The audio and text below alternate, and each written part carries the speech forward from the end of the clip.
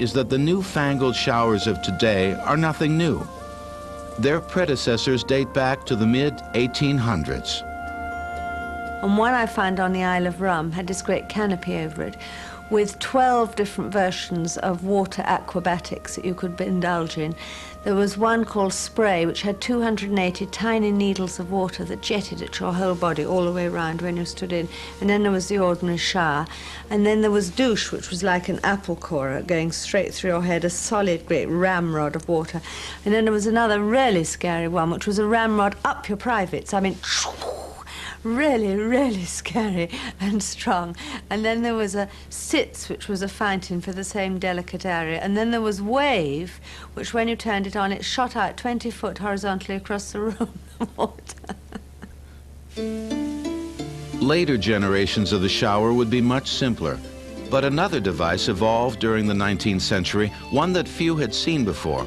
John Harrington's invention would be emulated by a new generation of innovators and transformed into a household word.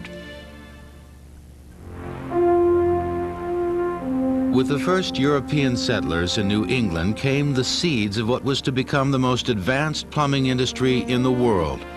But it would take several centuries to get there. Cleanliness was not a treasured value of colonial America, by and large. People rarely bathed. They rarely took baths. They might do so once a month, a couple of times a year. Nonetheless, as cities were built, running water was a high priority, not for bathing, but for firefighting. The first water system in America was built in Boston in the mid-1600s. By 1795, to supply firefighters with water, hollow logs were joined together to create a water main stretching 4 miles from Jamaica Pond to Faneuil Hall. The firemen would simply drill through the walls of these primitive pipes and plug the hole when they finished. This is the origin of the term fire plug. By the early 1700s, New York City had its own system of wooden mains, but they were hardly adequate to supply the growing city with water. In 1835, New York built its first reservoir in Midtown Manhattan, fed by aqueduct from the nearby Croton River. The reservoir filled several city blocks and lasted until the turn of the century, when 2 underground water tunnels that supply New York to this day were built. Construction on a 3rd tunnel was begun in 1970, and the first channel just recently went into service. When City Water Tunnel number 3 is completed in the year 2020, it will stretch 60 miles and convey 1 billion gallons of water per day.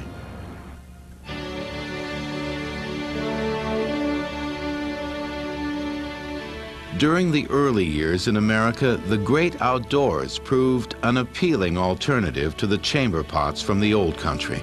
But before long, Yankee ingenuity gave birth to an American institution, the outhouse. Outhouses were basically the bathrooms of the early colonial settlers in this country, and some of them were quite ornate. The technology was simple enough: a deep hole in the earth, a seat, and a wooden shed with a door. Outhouses continued to proliferate through the 19th century in America, well beyond the advent of the indoor toilet.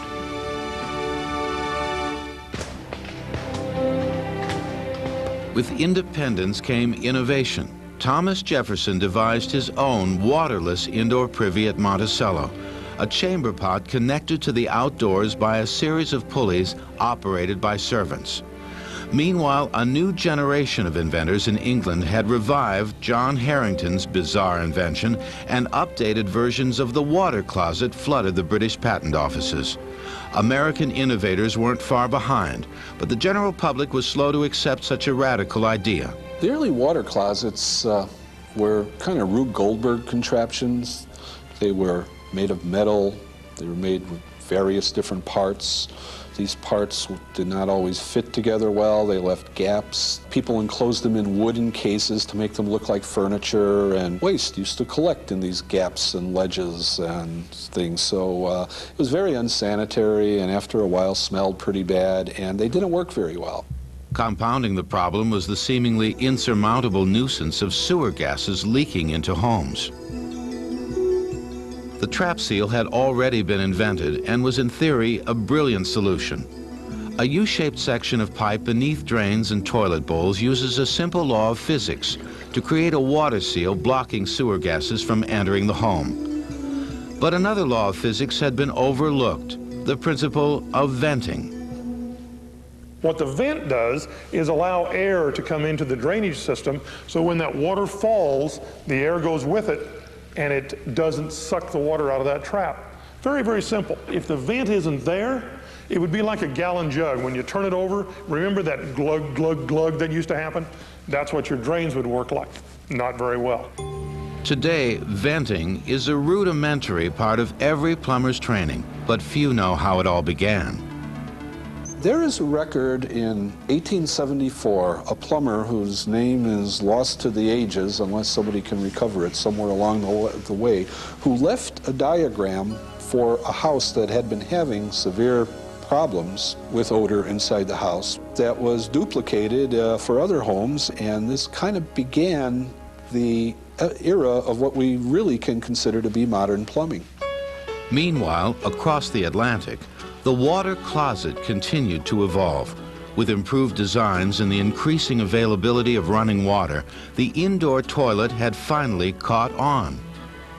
But perhaps the most controversial figure in the history of the WC is the most well-known. His name was Thomas Crapper. When this biography of Crapper was published in 1969, many believed it was a hoax. What followed was a string of independent investigations and a heated debate within the industry. Did Crapper actually invent the forerunner of the modern toilet? Did the man actually exist? Even today, those who are privy to Crapper's story continue the debate. He was born in Thorne in Yorkshire, and at the age of 11, he worked as a plumber. And he got fascinated by the toilets. And originally, the thing that Crapper developed was called the water waste preventer. If you lift the lid of your loo now, it's exactly the same as when he developed it 100 years ago. Frederick Humphreys was my great-uncle, and he was apprenticed to Thomas Crapper in 1871. And these are his apprenticeship papers. And here's the signatures. Thomas Crapper did not invent a WC pan. He did not invent a WC cistern. Indeed, he did not even invent the siphon for which so much fuss is made. James Watt didn't invent the steam engine, he just made it work. Marconi didn't invent wireless, he just made it practical. It's the same with Crapper. A lot of people were working on it at the time, and he made one that worked. Americans cannot get over the fact that there was a man selling plumbing fittings with a name like Crapper. Now that's amusing, and it's great, and it's fun. But that he invented the loo, that he had anything to do with inventing the loo, is, I'm afraid, a myth. The WC pan, which is universally recognized today, was designed by Frederick Humphreys in 1884. That's my great-uncle, Frederick Humphreys, and this is the famous WC pan, the Beaufort, the first pedestal washdown closet. The earliest WCs were encased in wood cabinets, hiding all but the inside of the bowl. But once they came out of hiding, the era of the designer toilet began. Little pedestal was decorated in every conceivable fantastical form. I mean, an array of such glories, from the wildest gilding to the wildest shapes. Quite wonderful. Two reasons I'd suggest. One was because of the love of decoration, and the other was to hide the exceedingly immodest object that they were